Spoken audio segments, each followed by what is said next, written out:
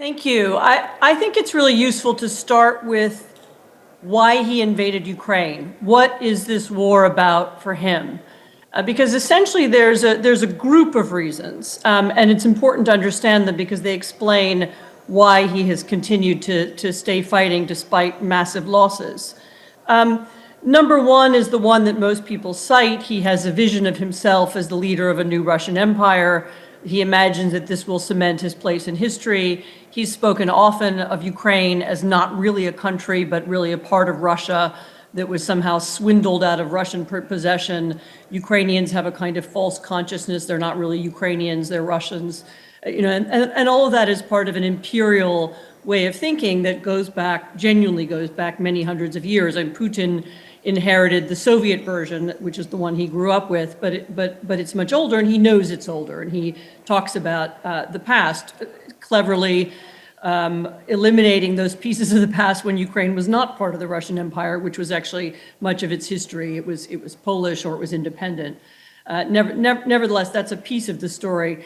But a second piece of the story is that in 2014, when we had the Ukrainian revolution, they call it the Revolution of Dignity in Kiev, when Ukrainians went on the street waving EU flags, which for them, EU symbolizing the rule of law, and waving anti-corruption slogans in the air, and talking about an end to what was then their very corrupt authoritarian president who was moving Ukraine in the direction of Russia.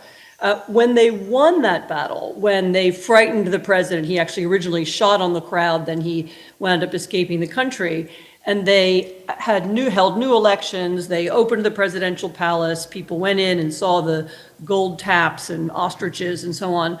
This kind of revolution, this represented exactly what Putin himself is most afraid of. He is afraid of the language of democracy, the language of rule of law, the language of accountability, the language of independent courts, of independent journalism. He sees that whole set of ideas, which are so important to Ukrainians and which are really at the center now of Ukraine's national identity. He sees that set of ideas as a mortal threat to him and to his form of power. And for the past decade, he has projected outwards his attempt to undermine those ideas, not only inside Russia, but around Europe, in the United States. I mean, we all now know too well the story of Russian disinformation, and I don't have to tell it again, I'm sure, to this audience. But the war in Ukraine, beginning with the invasion of Crimea in 2014 and continuing in 2022, is a part of his war against, it's not just democracy, accountability, the rule of law, all of those things. He wants to smash them. He wants to prove that they don't apply anymore and they don't apply to him in particular.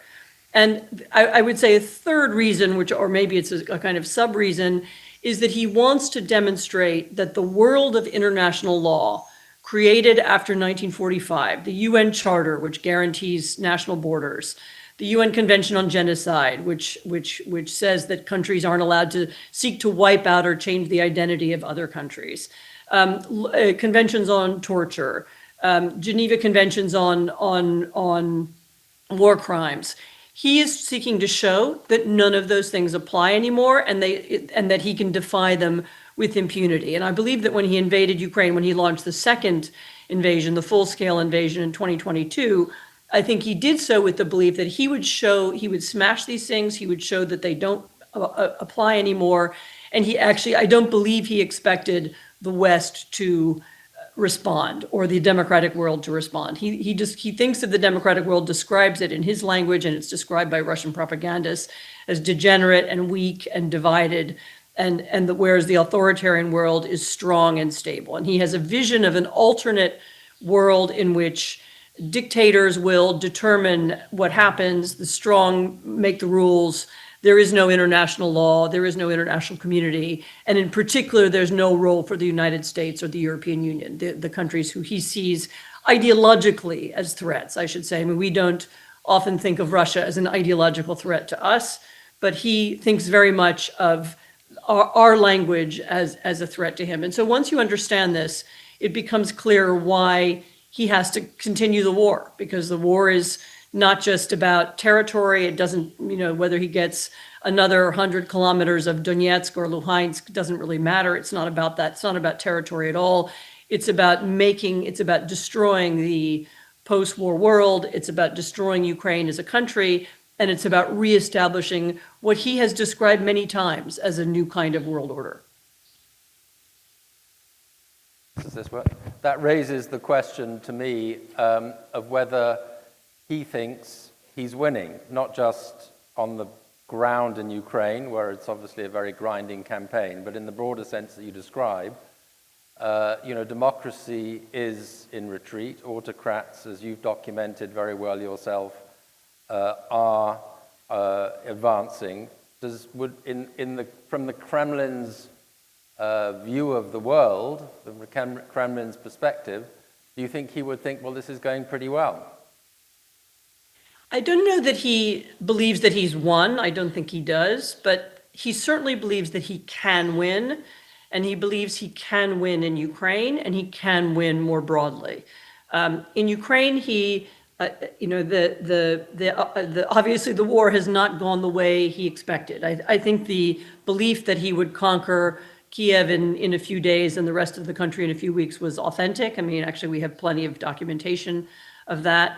And he was shocked and dismayed to discover that that wasn't true. And that was one of his many misunderstandings, his many failures to understand not just Ukraine, but the broader democratic world. But he does believe that he still thinks of the Western world, the democratic world, as weak and divided. And he still believes that through both political manipulation, through using his proxies in Hungary in particular, but also other political parties in Europe, that he can weaken the European and American will to support Ukraine. He's successfully helped to weaken the American will. He believes that, I think for Russians, the arrival of Trump was an enormous godsend and a kind of shot in the arm. It's one of the things that's persuaded them to keep fighting, because they believe, I mean, rightly or wrongly, Trump himself, I think, has no strategy either in Ukraine or anywhere else, but they believe that Trump is essentially on their side and will not help Ukraine again. Obviously, the Oval Office incident and the cutoffs of intelligence to Ukraine and so on, that these things were persuaded them to keep going. And one of the reasons they keep going, as I say, is they are expecting this coalition to eventually crumble. Yes. Whether it will, I have my doubts, actually. In my view, Europe is more united and more determined and better prepared now than it was before. But yes, obviously, he clearly thinks he can win. We come on to Europe maybe in a moment, but on the United States, and you mentioned, Trump's election being a boost for him, and there is this extraordinary relationship between Trump and Putin, a great reluctance, repeated reluctance of Donald Trump to publicly criticize Putin, with very few exceptions. How do you explain that? Is Trump, in a sense, validating the Putin theory of strong autocratic rule? So people have spent their careers committing themselves to one version, one explanation or another about this relationship. I mean, my personal guess is that it's a monetary relationship, that it goes back many decades, that the Russian investment kept Trump's businesses going for many years. We know that, actually, that's been documented. That's not a conspiracy theory. And that Trump simply admires Putin. He admires the ability to rule without checks and balances, without the hassle of journalists, without courts. He's said that in so many words, both about Putin and about Xi and about others. And he imagines, I believe, that he has some special relationship with Putin. Putin, of course, is a KGB officer who's trained to manipulate people and may have persuaded Trump that that's the case. We did just see over the last 2 weeks Trump making a decision that many didn't expect, and this was the bombardment of Iran. I'm sure you'll talk about that elsewhere today, and that's an indication that Trump's unpredictability, can go in many different directions. I don't believe, as I said, I don't believe he has a strategy in Ukraine and Russia. He doesn't have a vision for how to end the war. He doesn't, I think, imagined that his deep friendship with Putin would mean that once he became president, the war would magically be over. I think that is what he thought. And since then, he's been surprised to learn otherwise. But that means that he can be persuaded or suggested or pushed in one direction or another. So I'm not sure that we can predict what he will do. That does mean that it is a very, very important moment for Europe to remember that Europe is, when counted as a whole, is a larger economy than Russia. It's a larger economy than the United States.